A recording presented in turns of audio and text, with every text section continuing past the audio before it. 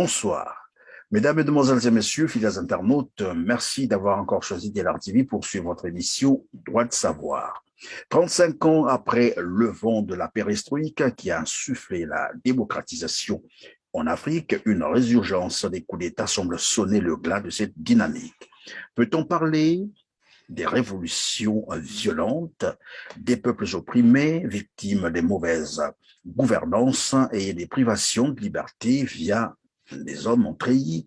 C'est ce à quoi va tenter de répondre notre invité aujourd'hui, Maître Brice Nzamba.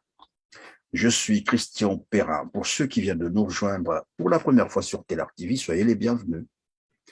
Bonjour, Maître Brice Nzamba. Bonjour, Monsieur Perrin. C'est moi qui vous remercie de votre disponibilité pour tout le travail que vous faites pour informer la communauté congolaise en particulier et les Africains de façon générale. Je vous en prie. Alors, Maître, 4 coups d'État en Afrique de l'Ouest en l'espace d'une année.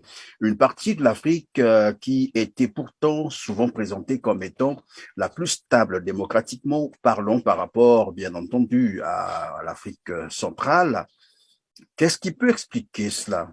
Alors, je pense qu'il y a plusieurs facteurs à mettre en avant et puis je pense que toutes les situations ne sont pas forcément comparables. C'est-à-dire que vous avez par exemple le cas de la Guinée avec le coup d'État qui a déposé le président Alpha Condé, qui doit être analysé différemment, me semble-t-il, des coups d'État qui a eu lieu au Mali et tout récemment au Burkina Faso. Parce que déjà pour la Guinée, il faut se dire qu'il y a eu d'abord un coup d'État civil, hein, c'est-à-dire que vous avez un chef d'État, M. Alpha Condé, qui a été élu et qui, à l'époque, avait fait une déclaration disant qu'il respectera la Constitution, puisqu'il a été élu durant tout le temps où il a été opposant. Tout le sens de son combat a toujours été le respect des institutions. Alors, il arrive au moment où il a fait ses 2 mandats et qu'il aurait dû s'arrêter, il estime qu'il fallait changer la Constitution. Donc, vous avez déjà un chef d'État qui est le garant des institutions et qui devait donc être celui qui assure, qui régule les institutions et qui protège les institutions, qui, pour son caprice, décide de renverser l'ordre constitutionnel pour mettre en place un système qui va dans le sens de ses ambitions politiques. Donc, vous avez déjà un homme politique qui va à l'encontre de la Constitution et qui pose un précédent. C'est-à-dire lui-même, il pose un précédent par lequel il fait comprendre à l'opinion nationale guinéenne qu'il est possible d'aller à l'encontre de l'ordre constitutionnel, puisque lui-même, il le fait. À partir de ces moments-là, quand il pose ses précédents, il ouvre la possibilité à d'autres personnes de faire la même chose. Donc, le colonel Doumbouya, quand il fait son coup d'État, il le fait en espérant en pensant qu'il le faisait dans le sens où il y avait déjà un précédent, puisque le président Alpha Condé lui-même n'avait pas respecté la Constitution. Il n'y a pas de raison pour qu'il, lui, il le respecte. Donc, alors, c'est quoi donc la différence avec les autres coups d'État? Alors, les autres coups d'État, il faut le prendre dans le contexte qui vit actuellement le Sahel. Parce que l'espace sahélien, il faut le dire, est sous le coup des djihadistes. Il y a un terrorisme qui sévit depuis ce qui s'est passé en Libye. Il y a des terroristes qui essaiment un peu le Mali, le Niger, le Burkina Faso. Et donc, il y a une tension sécuritaire dans ces pays. Alors, à partir du moment où les populations ont voté, je vais dire IBK à l'époque au Mali, il y a une aspiration, il y a une double aspiration des populations. Les populations veulent à la fois que le territoire soit sécurisé et qu'il n'ait plus de problèmes d'incursion sécuritaire liés au terrorisme. Ça, c'est la première aspiration des populations, c'est la sécurité et que le Mali retrouve son intégrité territoriale. La deuxième aspiration, c'est l'aspiration sociale. Donc, qu'il y ait une activité du gouvernement pour répondre aux attentes sociales des populations. Et dans le cas de la première aspiration, les populations attendent des autorités que les autorités signent des accords stratégiques, en fait des accords militaires stratégiques avec des puissances de nature à permettre la sécurisation de tout le territoire. Or, mais apparemment, Maître, apparemment, c'est ce qui a été fait. Le Burkina Faso a signé, je crois, les accords militaires avec la France, le Mali, bien entendu. C'est pareil, non? Oui, mais tout à fait. Mais en fait, ce que je veux dire, c'est que une fois que ces accords sont signés, il faut qu'il y ait de l'efficacité sur le terrain. Parce que quand vous signez des accords stratégiques militaires et que ces accords visent à ce que vous puissiez recouvrir votre intégrité territoriale, que vous puissiez sécuriser tous les territoires, les populations attendent qu'il y ait de l'efficacité sur le terrain. Donc, à partir du moment où les populations voient que, nonobstant les accords qui ont été signés, nonobstant l'engagement de plusieurs troupes étrangères sur le territoire malien, la situation sécuritaire n'a pas évolué. Les populations, en ce moment-là, sont insatisfaites. Et donc, elles manifestent. Ce qui s'est passé au Mali, il y avait plusieurs manifestations, puisqu'on a considéré que le gouvernement Ibeka ne répondait pas à ces aspirations-là. Donc, et ce qui fait que les militaires ont compris la rupture qu'il y avait entre les aspirations des populations et la gouvernance civile qui était au pouvoir. Donc, les militaires ayant compris cela, ont voulu en fait faire le coup de force pour précisément capter ces aspirations des populations et faire croire aux populations qu'eux, ils étaient en mesure de pouvoir imposer, de pouvoir assurer financièrement, logistiquement à l'armée les moyens de pouvoir sécuriser tous les territoires et puisqu'on reproche à l'alliance, aux accords stratégiques avec la France de ne pas être efficace, de pouvoir expérimenter des accords avec d'autres puissances qui pourraient être plus efficaces. Donc, je pense que c'est sur ces plans-là qu'il faut comprendre ce qui s'est passé au Mali. Et d'ailleurs, même le coup d'État au Burkina répond aux mêmes aspirations. Parce que au Burkina, il ne faut pas oublier qu'il y a eu aussi des manifestations du côté des Kaya contre l'armée française et qu'il y a de plus en plus, au niveau de l'opinion publique burkinabé, il y a un ressentiment vis-à-vis de l'armée française. Pourquoi? Ce n'est pas à mon sens, du sentiment anti-français primaire. C'est pas ça. C'est simplement que les populations sont exaspérées et voient que malgré l'implication de l'armée française, les djihadistes sont toujours aussi entreprenants sur le territoire burkinabé et il y a des massacres, ce sont des civils qui meurent et les civils veulent que l'armée burkinabé soit efficace. Or, une fois encore, le gouvernement civil en place on lui reproche de ne pas donner les moyens financiers, les moyens logistiques à l'armée pour que l'armée puisse faire le travail.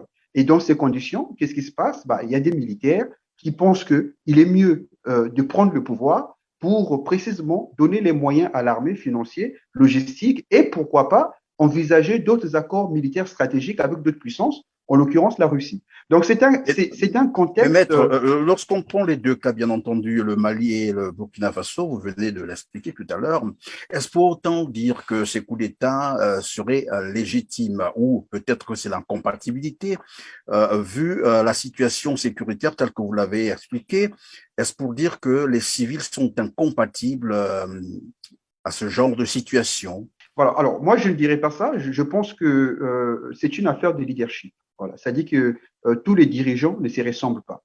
Et souvent, à la vérité, quand les nations traversent des moments les plus difficiles, c'est là où les caractères se manifestent. Quand il y a des dirigeants de caractère, les dirigeants de caractère sont faits pour pouvoir gérer les grandes crises.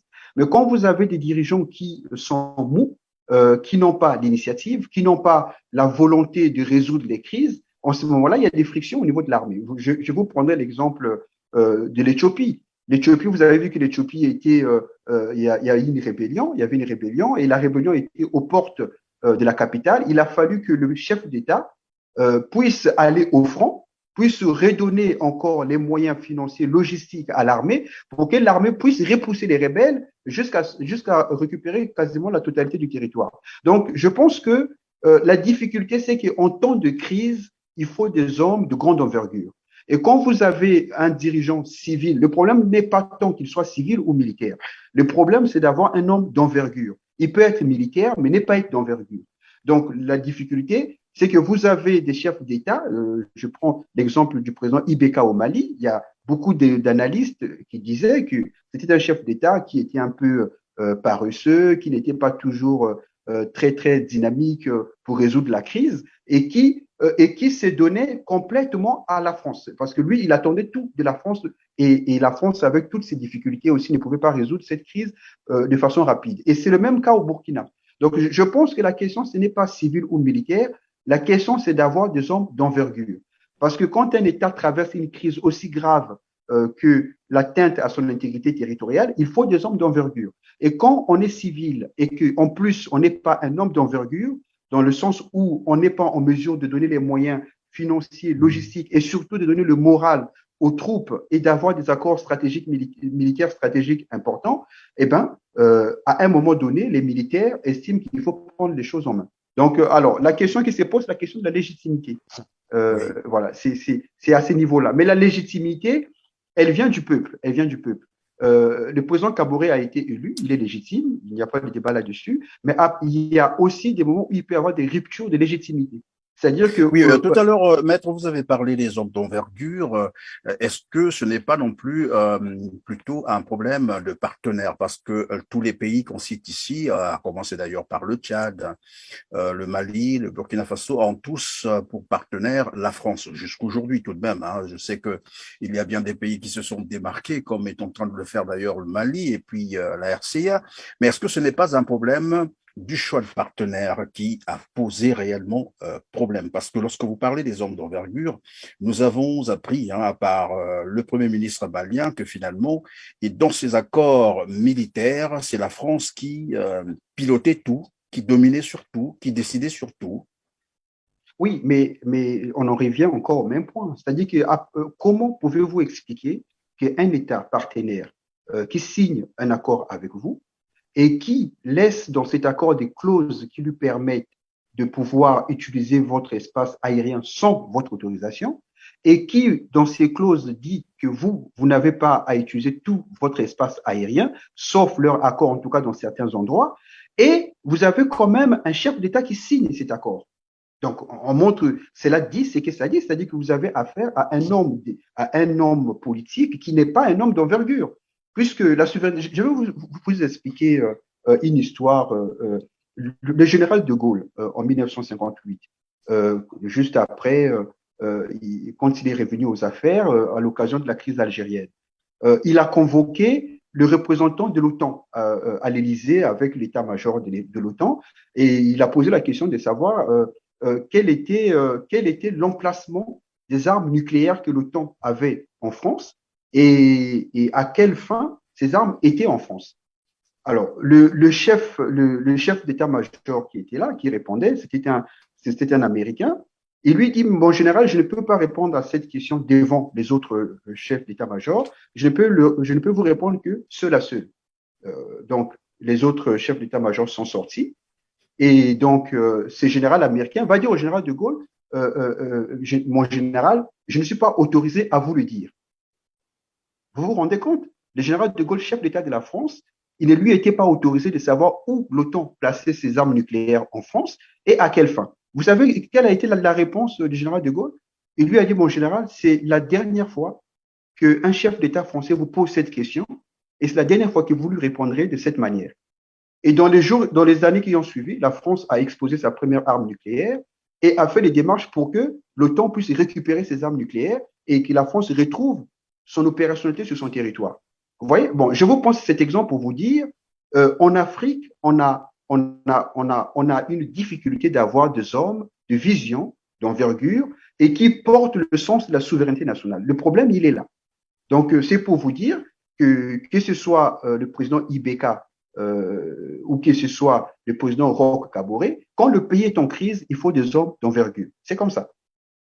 Est-ce Voilà. qu'on peut Donc, penser que dans... pour répondre à votre question, Oui. moi, je pense que la question, c'est pas tant la France. La France, elle joue son jeu.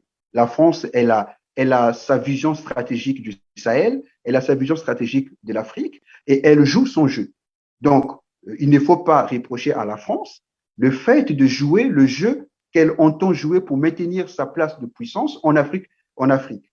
La question, c'est plutôt au niveau des dirigeants africains qu'il faut la poser. Ce sont les dirigeants africains qui ne jouent pas le jeu de la défense des intérêts vitaux de leur population. Donc le problème, c'est pas la Oui, France. mais pourtant, oui, évidemment, longtemps on a toujours accusé les Africains de ne pas prendre leurs responsabilités, mais nous avons un cas tout à fait précis désormais, le Mali qui semble ou qui tente de prendre ses responsabilités, et nous sommes en train d'assister comment le Mali est en train d'être asphyxié par pratiquement la communauté internationale, et on voit bien comment la France s'active, mais vraiment à nuire le Mali qui tente de prendre ses responsabilités. Pourquoi ne pas dire que c'est la France aussi qui est responsable? Donc, c'est ça. Non, mais c'est de bonne guerre, M. Perrin. Il faut comprendre une chose, c'est que sur le plan international, les relations internationales, c'est pas un lieu où on se compte fleurette. C'est pas un lieu, c'est pas un gala où chacun s'est fait des cadeaux, où on invite à danser. Il faut aller au-delà des apparences de courtoisie que les chefs d'État échangent entre eux. Les relations internationales, c'est un endroit où se déploie la puissance. Donc, la France considère ces pays africains comme étant son précaré. À partir du moment où il y a un État africain considéré comme faisant partie de son précaré, veut s'éloigner de son influence, la France use des moyens qu'elle dispose pour dissuader les autres qui auraient la même idée ou de faire, de réduire le régime qui veut s'éloigner. C'est de bonne guerre.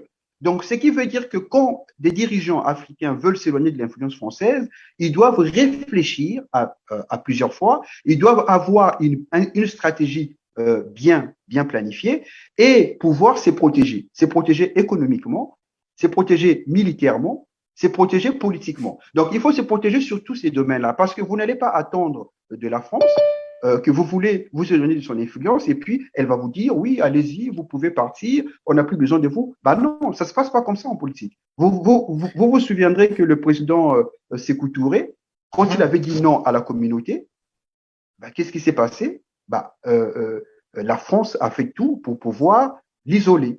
C'est la politique, c'est normal. Donc, ne pas s'attendre à ça, c'est être naïf. Il ne faut pas être naïf en politique. Il ne faut pas être naïf en politique. Est-ce qu'on peut s'attendre finalement à ces mêmes mouvements au niveau de l'Afrique centrale? Si au Sahel, on parle de la sécurité parce que menacée par le djihadisme, en Afrique centrale, il y a aussi un problème de sécurité. Ben, là-bas, on parlera beaucoup plus de la mauvaise gouvernance, où les populations sont pratiquement, mais vraiment, dans la misère, je dirais une misère, une souffrance imposée. Est-ce qu'on peut s'attendre évidemment à ce genre de réaction du côté, par exemple, des hommes en treillis? Je pense que, comme je l'ai dit, euh, il y a d'abord une tension sécuritaire au niveau des pays du Sahel qui explique pourquoi il y a une aspiration à plus de sécurité de la part des populations qui sont massacrées par les djihadistes. Et cette aspiration-là pousse notamment les populations à vouloir plus de sécurité de la part des gouvernants. Quand les gouvernants ne répondent pas à cette aspiration, les hommes en treillis peuvent entrer en jeu pour assurer la cohésion entre cette aspiration et leur revendication de prise de pouvoir. Mais En Afrique vous centrale, ne pensez pas, Maître Brice, vous ne pensez pas que lorsque les gouvernements ne répondent pas non plus aux attentes sociales, par exemple, des populations, que cela peut générer des frustrations jusqu'à, oh, bien évidemment, sûr, bien sûr, à bien sûr, faire de sorte que les hommes en treillis prennent les choses en main? oui, oui, je pense que c'est possible, c'est une possibilité. Mais bon, moi, en faisant les analyses, je vois ce qui est possible dans le sens pratique et ce qui est possible au niveau des idées. C'est-à-dire que sur le plan idéal, on peut imaginer bien sûr que les hommes en tri peuvent prendre le pouvoir, mais il faut voir quelles sont les forces en présence. Je prends un pays comme le Congo-Brazzaville. Le Congo-Brazzaville, vous avez un pays où la quasi-totalité des généraux viennent de la même tribu que le chef de l'État. Vous avez en fait le côté surarmé de la garde présidentielle qui donc l'armement dépasse même l'armement de l'armée. Alors vous avez, c'est-à-dire que toutes les composantes, les forces qui peuvent faire qu'il y ait un mouvement interne au régime pour un changement en tout cas de personnes à la tête de l'État, c'est sous contrôle en fait en fait, il y a des alliances qui sont fortes et qui ne permettent pas objectivement de croire qu'un officier au Congo puisse prendre le risque, en fait, puisse incarner la revendication des populations pour faire un coup d'État. Moi, je pense que sur le plan objectif, le risque est moindre parce qu'il y a une forte tribalisation du commandement militaire congolais et il y a une discipline de ce commandement derrière un homme, donc c'est un fait. Et donc Oui, ce serait oui, quand mais même difficile. dans le cas du Congo, par exemple, face bien entendu à la mauvaise gouvernance, à la privation des libertés, et on sent aussi aujourd'hui la confiscation du pouvoir. Quelle alternative pour le Congo? Alors, moi, ce que je pense, c'est que il faut qu'il y ait des forces, il faut qu'il y ait une organisation politique qui puisse avoir ses relais sur le terrain, donc au Congo, qui puisse organiser une insurrection populaire. Donc moi, je pense que la solution pour le Congo, c'est une insurrection populaire. Mais une insurrection populaire, ça se prépare, ça s'organise et ça s'est fait dans le temps avec des gens qui sont sérieux, qui sont disciplinés, qui ont le sens du secret et qui savent travailler. Voilà. Donc moi, je pense que c'est ça pour faire court et n'est pas trop développé, c'est ça. Donc, mais je pense que si il y a une organisation qui peut préparer, accompagner et réaliser, accompagner les populations dans cette insurrection, c'est possible de le faire. C'est possible. Mais vous savez, pour incarner une insurrection, il y a d'abord la confiance. Il faut qu'il y ait des dirigeants qui génèrent la confiance auprès des populations. Donc, il faut qu'il y ait un dirigeant ou un groupe de gens qui suscitent suffisamment la confiance et qui peut donner suffisamment d'espoir aux gens pour que les gens prennent des risques pour que le régime change. Or, s'il n'y a pas un groupe de gens qui suscitent cette confiance-là, il n'y en aura pas. Parce que le travail que fait une dictature, c'est précisément de couper le lien entre les aspirations populaires et les dirigeants. De corrompre les dirigeants pour que les aspirations populaires n'aient pas des personnes pour les porter jusqu'au bout. Donc, quand les dirigeants sont corrompus, les populations peuvent avoir des aspirations, mais personne ne va les Oui, porter jusqu'au mais bout. qu'est-ce que vous pensez, par exemple, les révolutions nu-pieds, comme on les appelle, c'est-à-dire pas de leader, mais la population peut arriver à un moment où elle prend carrément ses responsabilités parce que trop c'est trop. Oui, mais même ces genres de révolution, il faut voir d'abord le soubassement sociologique. La sociologie est très importante. Voilà, ce sont des révolutions qui ont été faites dans des pays musulmans où il y a souvent une forme d'éthique, il y a une forme de ralliement sur certaines valeurs qui dépassent un peu les considérations d'origine.